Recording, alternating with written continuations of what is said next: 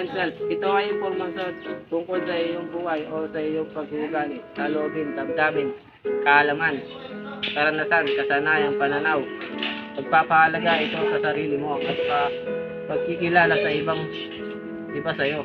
Halimbawa, pwede mong ilarawan ang sarili mo na magaling ka sa isang laro tulad ng basketball.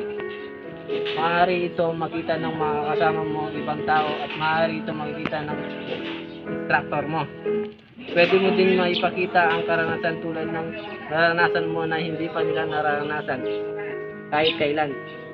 Kasanayan, sanay ka sa isang bagay na hindi sila sanay. Halimbawa, sanay ka walang aircon, sila sanay na may aircon. Saloobin, nasasabi mo ang saloobin mo sa iba dahil sa pagiging open self mo. Damdamin na hindi mo mapigilan dahil sa pagiging open self mo.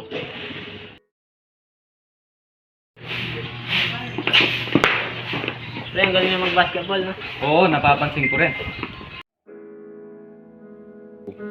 Ang pangalawang parte ng Johari window ay ang blind self. Ito yung mga bagay na hindi mo alam o naiintindihan pero nakikita at alam ng ibang tao. Ito ay hadlang sa self-awareness. Halimbawa na lang sa public speaking.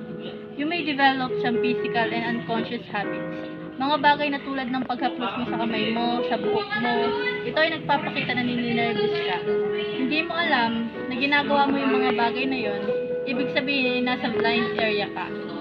Sa kabila ng pagmamasid ng mga tao sa karamihan na ginagawa mo ang mga ito. Nangyayari ito sa pang-araw-araw na pag-uusap, napapansin ito ng mga tao na tungkol sa iyong blind self.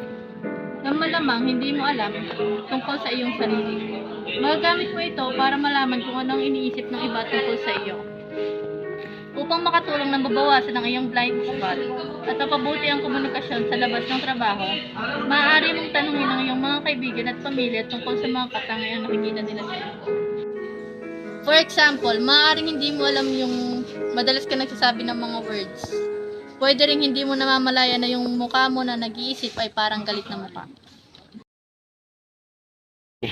Good morning everyone. I'm Makapagal Joke Place. Good morning. Sino mo siya, kinakabahan? Logik bahagi ng Johari window ay hidden soul.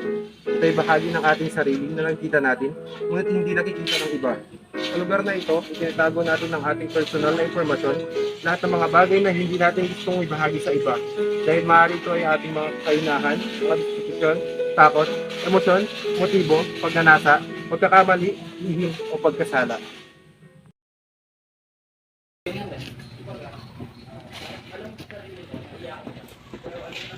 Pre, bating nga tayo. Di pre, lalaki siya. Unknown self. Hindi mo alam na may ganito, at hindi rin alam ng iba na may ganyan kang kakayahan.